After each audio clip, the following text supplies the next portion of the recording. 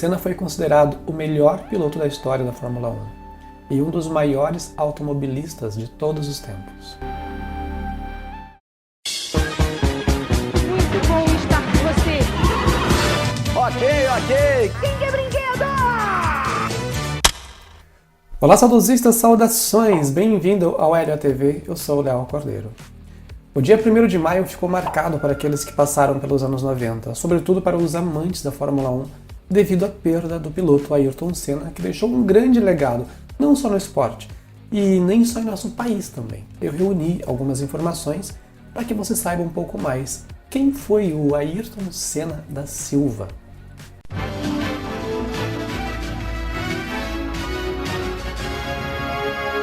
Ayrton Senna da Silva nasceu em São Paulo no dia 21 de março de 1960. Começou sua carreira na alta velocidade aos 13 anos, competindo no kart. Depois dos 21 anos, migrou para os carros de Fórmula. 2 anos depois, em 1983, alcançou o título de campeão do Campeonato Britânico da Fórmula 3, batendo vários recordes, o que lhe abriu as portas para a Fórmula 1, categoria que estreou já no ano seguinte, no Grande Prêmio do Brasil de 1984, pela equipe Toleman Hart. Ao longo de sua carreira, Senna passou por outras 3 escuderias. Na Lotus Renault, em 1985, pela qual venceu 6 grandes prêmios ao longo de 3 temporadas. Na McLaren Honda, em 1988, onde sagrou-se campeão mundial pela primeira vez. Depois venceu em 1989 e em 1990, tornando-se então o piloto mais jovem a conquistar um tricampeonato da Fórmula 1 até então. E sua última escuderia foi a Williams, em 1994, onde infelizmente permaneceu por pouco tempo. Em 1988, Senna descreveu uma experiência similar ao que o yoga interpreta como o estado de meditação. That day, I suddenly realized that I was no longer driving conscious. Sua concentração era tão intensa que ele nem se preocupava com o que tinha que fazer, apenas pilotava. The circuit for me was a tunnel, which I was just going. Era como se tivesse sido transportado para uma outra dimensão. And I was in a different dimension for me. And I realized I was well beyond my conscious understanding. E é isso que acontece quando meditamos, quando superamos o limite da razão. Ele era considerado o rei da chuva. Esse título recebeu devido à sua dificuldade em pilotar quando estava chovendo. No início da carreira, Então ele passou a treinar freneticamente sempre que chovia. Quando começava a chover, ele ia para os treinos lá em São Paulo e assim desenvolveu uma grande habilidade que lhe dava grandes vantagens em relação aos outros pilotos. Em 1991, ele escreveu um livro sobre técnicas de pilotagem de um carro de corrida que foi publicado na Itália e depois em outras línguas, como o inglês e o português. Senna nasceu em uma família rica e foi incentivado a entrar na alta velocidade pelo pai, que era um entusiasta nas competições automobilísticas. Foi ele que montou o primeiro kart, quando Ayrton tinha 4 anos de idade apenas. E depois de adulto, seus hobbies também eram de ricos. Ele gostava de jet ski, motos, aeromodelos e principalmente helicópteros, que aliás teve 3. Em 1992, ele conseguiu o brevet para pilotar helicóptero. Brevet é como a carteira de habilitação de um piloto. E além da carreira de piloto, ele se dedicava aos negócios da família e pessoais também. Eram várias empresas, empreendimentos que atuavam em distintas áreas e trabalhavam com o seu nome e imagem, além de participar também da criação de produtos de outras empresas. Em 1992, por exemplo, foi criada uma lancha a seu gosto, para ser vendida em larga escala, sob o nome de Senna 417 Sport Cruiser. E você pensando que era Kisuko, ou sopão de letrinhas. O buraco era mais embaixo. Ou melhor, nesse caso mais em cima, já que era para uma classe bem abastada. Essa lancha custava $200 mil. Tinha motos também, carros, bicicleta, que talvez a gente pudesse comprar a prestação. Bom, em fevereiro de 94 ele lançou um gibi, o personagem Seninha. Esse produto estava mais ao nosso alcance. E em 1993, ele se associou a uma empresa para um negócio de importação de eletrodomésticos. Mas apesar de toda essa vida de luxo, com carros potentes, aviões, mansões e diversas empresas, ele patrocinava programas de assistências filantrópicas, principalmente os que eram ligados a crianças carentes. Ou seja, ele tinha consciência da realidade da maioria dos brasileiros e se preocupava em fazer alguma coisa em prol da população. chegou a doar alguns milhares de dólares para programas de assistência a crianças, né? Para creches, para entidades de assistência a crianças portadoras de deficiência. No início da década de 90, durante os conflitos na Bósnia, ele ajudou crianças vítimas da guerra. E tudo isso em total sigilo. Mesmo a família e amigos mais próximos não tinham conhecimento. Da maioria, pelo menos, né, das suas doações. Porque ele não queria que esses gastos, né, que ele tinha, ou esse gesto que ele fazia, fosse interpretado como uma promoção pessoal. Então, talvez o fato dele investir, né, em coisas caras pra gente rica fosse exatamente por isso. Tipo, eu vou pegar dinheiro dos ricos e converter em benefício dos pobres. Vai saber, né? Geralmente os famosos da TV licenciavam produtos acessíveis à classe baixa, ou seja, acabavam explorando as pessoas de menos recursos em uma época de inflação muito alta e que o dinheiro se desvalorizava muito rápido.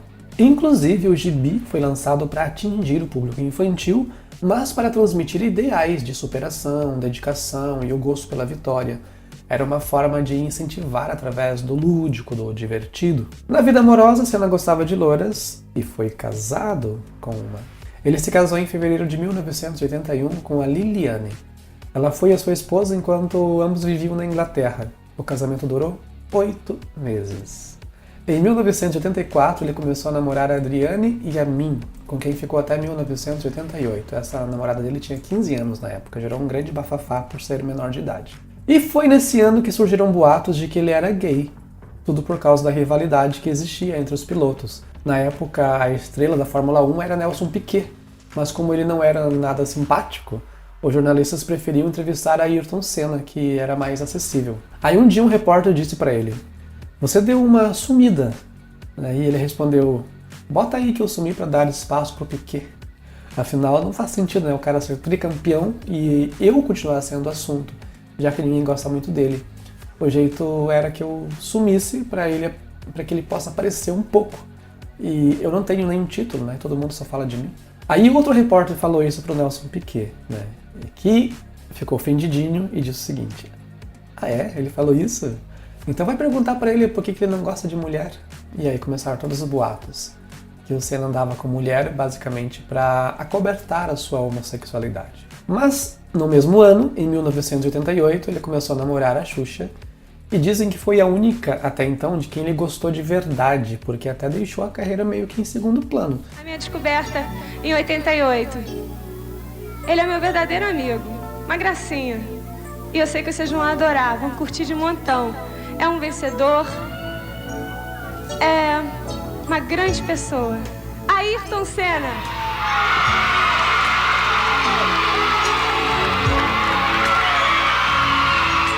E foi ela quem terminou o namoro, né? Porque ambos não podiam conciliar a vida profissional com o romance. Bom, na verdade, eles tiveram uma relação super conturbada, né? Cheia de altos e baixos.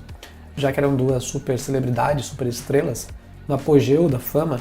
Ela, porra, a semana inteira chorando por ele, daqui a pouco ele desceu de helicóptero atrás dela e falou: ela falou, não quero mais nada contigo. Eu falei: você tá de sacanagem, tô uma semana aqui, tá chorando, porra, agora deixou o cara subir de novo. Aí subiu, aí ela foi na Fórmula 1 atrás dele, aí eles voltaram, aí ele ia no sítio, pedia ela pra voltar, ela voltava mesmo. Para que a relação desse certo, alguém tinha que abrir mão do trabalho e nenhum dos dois estava disposto a isso. Ele falava: eu não quero ser o segundo nunca na minha vida, eu quero ser o primeiro. Apesar de que a Xuxa já ter dito algumas vezes, né, que eles tinham uma super química. Agora, pra minha descoberta de 88, Feliz Natal, Feliz Ano Novo, Feliz 90, Feliz 91, Feliz 92, Feliz 93, depois a gente volta. Feliz Natal! Entre janeiro de 1990 a dezembro de 1991, ele namorou a Cristiane Ferracil. E em abril de 1993, começou o seu namoro com Adriane Galisteu, que durou até o fim da sua vida. E através de declarações do Ayrton, ele parece ter vivido uma fase bem feliz ao lado dela, porque ela fez o que ele queria, né? Abriu mão do seu trabalho para acompanhá-lo por vários países onde aconteciam os campeonatos de Fórmula 1. Io sono felicissimo. Ognuno, avendo una vita come abbiamo noi brasiliani, girando il mondo con la Formula 1, qualche volta merita anche di calmarsi un po' e condividere con una donna speciale un po' della nostra vita e io sono felice. Senna perdeu a vida no dia 1º de maio de 1994, no Grande Prêmio de San Marino. Ao participar da terceira corrida da temporada, ele fez a terceira melhor volta da corrida, seguido por Michael Schumacher.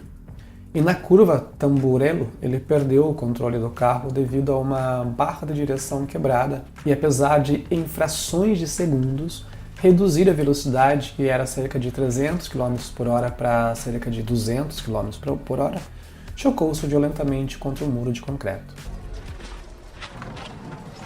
Senna bateu forte. Ele recebeu os primeiros socorros ainda na pista e foi levado de helicóptero para o hospital Maggiore de Bologna, onde poucas horas depois foi declarado morto.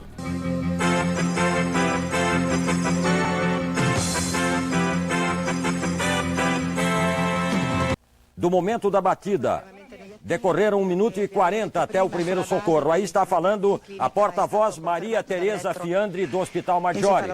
O momento em que ela anunciava oficialmente a morte cerebral de Ayrton Senna. Nessuna esperança. Ela informa que não há mais nenhuma esperança. Realmente já ocorreu a morte cerebral anunciada oficialmente. O acidente aconteceu na mesma curva em que Nelson Piquet bateu com a Williams em 1987 e também onde Berger bateu com a Ferrari em 1989. E esse grande prêmio foi bem trágico, porque o Rubens Barrichello sofreu um acidente, o JJ Leto e Pedro Lamy também se chocaram e 2 pneus foram arremessados para a arquibancada, ferindo vários torcedores. O italiano Michele Alboreto da Minardi perdeu um pneu na saída dos boxes e se chocou contra os mecânicos da Ferrari, ferindo também um mecânico da Lotus. E o piloto Roland Ratzenberger também sofreu um acidente fatal. Foram 2 mortes e vários acidentes no mesmo campeonato. Na corrida seguinte, a FIA decidiu deixar vazias as 2 primeiras posições no grid de largada e elas foram pintadas com as cores das bandeiras, a brasileira e a austríaca, em homenagem a Senna e Ratzenberger. Obviamente, a perda do piloto teve repercussão mundial e no Brasil foi considerada uma tragédia nacional, com 3 dias de luto oficial declarado pelo governo federal, que também lhe concedeu honras de chefe de Estado, com a característica salva de tiros. O corpo foi sepultado no jazigo 11, quadra 15, setor 7 do cemitério do Morumbi, em São Paulo, na quinta-feira, dia 5 de maio. Ao todo, Senna participou de 161 grandes prêmios da Fórmula 1, alcançando 41 vitórias, 80 pódios, 65 pole positions e 19 voltas mais rápidas. Essas marcas foram superadas. O Schumacher praticamente dobrou esses números, mas em pesquisas feitas em 2009 pela revista inglesa Autosport, com jornalistas especializados, piloto e torcedores também, Senna foi considerado o melhor piloto da história da Fórmula 1 e um dos maiores automobilistas de todos os tempos. Com a sua perda, novas normas de segurança foram implementadas para a Fórmula 1. Novas barreiras, curvas redesenhadas, altas medidas de segurança e o próprio cockpit dos pilotos foram as mudanças feitas devido a este acidente. Ayrton planejava criar uma espécie de instituto ou fundação para auxílio às crianças, além de alguma forma melhorar a qualidade também da educação dada ao público mais jovem. Então, no começo de 1994, quando estava de férias, procurou a sua irmã, Viviane Senna, para conversar sobre a ideia de fazer algo mais estruturado, de ajudar de forma mais eficaz. E o projeto foi criado, e ela cumpriu com o desejo dele, lançando esse projeto no final de 1994, que se chama o Instituto Ayrton Senna. Senna recebeu várias homenagens póstumas. Ainda em 1994, o cantor Elimar Santos gravou uma música chamada Guerreiros Não Morrem Jamais.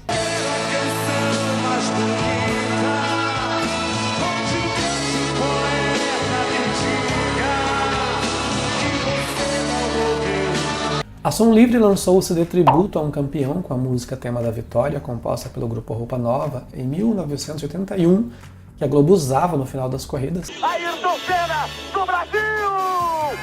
Campeão mundial de 1988!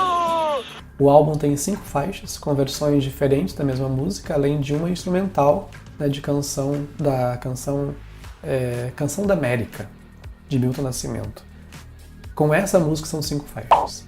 A rede de comunicação estatal britânica BBC elegeu o brasileiro Ayrton Senna como o melhor piloto de Fórmula 1 da história. Em 2014, a Escola de Samba do Rio de Janeiro, Unidos à Tijuca, teve como enredo o tema Acelera Tijuca, vencendo o carnaval daquele ano.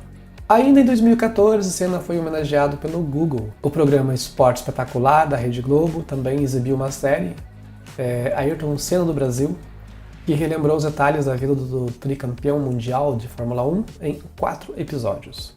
Também em sua homenagem à Praça Senna, no Centro Esportivo Modelódromo, próximo ao Parque do Ibirapuera, no bairro do Paraíso, em um espaço de aproximadamente 15 mil metros quadrados, inaugurada em 1º de maio de 2017.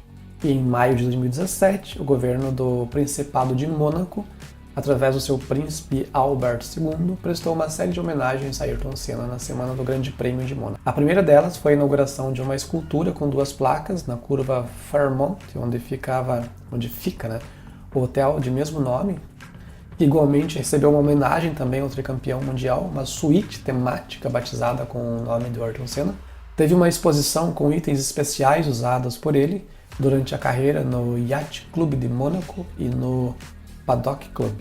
O pintor Armin Flossdorf também homenageou o brasileiro fazendo 6 pinturas ao vivo, uma para cada vitória lá em Mônaco. Também foi exibida para a imprensa internacional a nova coleção especial com roupas, acessórios e itens colecionáveis da Ayrton Senna Shop, e a primeira versão de uma moeda de ouro comemorativa com o rosto de Ayrton Senna. Uma outra homenagem especial também aconteceu nos telões espalhados pelo circuito de Monte Carlo, com um vídeo sobre Senna. A McLaren Automotive anunciou em 9 de dezembro de 2017, na Inglaterra, um supercarro esportivo chamado McLaren Senna, que, segundo a empresa, é o McLaren mais rápido já feito em sua história. Em 1º de maio de 2019 foi realizado o Senna Day Festival, evento em homenagem aos 25 anos do legado do piloto, que recebeu cerca de 15 mil pessoas no autódromo de Interlagos.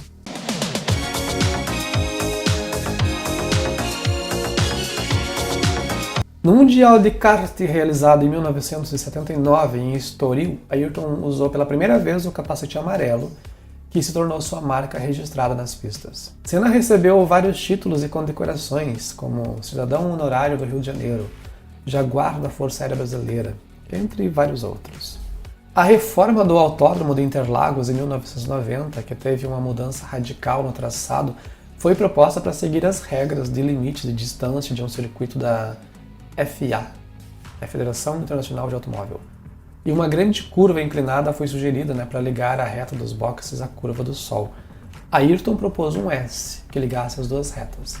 Daí o nome de S do Senna, pelo design que ele propôs, e não somente uma homenagem. Em abril de 1993, ele deu um tapa na orelha de um repórter quando saía de uma sessão de cinema no Liberty, na Avenida Paulista. Ele pediu que os repórteres que estavam presentes lá no local não fizessem fotos nem perguntas, porque ele estava em um momento de lazer. Mas aí o repórter Otávio Cabral, do Notícias Populares, perguntou sobre a gravidez da Marcela Prado, com quem o Ayrton teve uma breve relação, se a filha dela era dele ou não. Então o Ayrton Senna não só lhe deu uma bolacha, como arrancou também a sua máquina fotográfica e jogou contra o vidro do cinema. A primeira corrida da temporada 1994 foi no Brasil, disputada em Interlagos, e quando o Senna fazia a pole position, ele narrou sua própria volta a bordo da Williams em transmissão ao vivo pela Globo. E a gente começa a entrada da pista pela saída do Senna.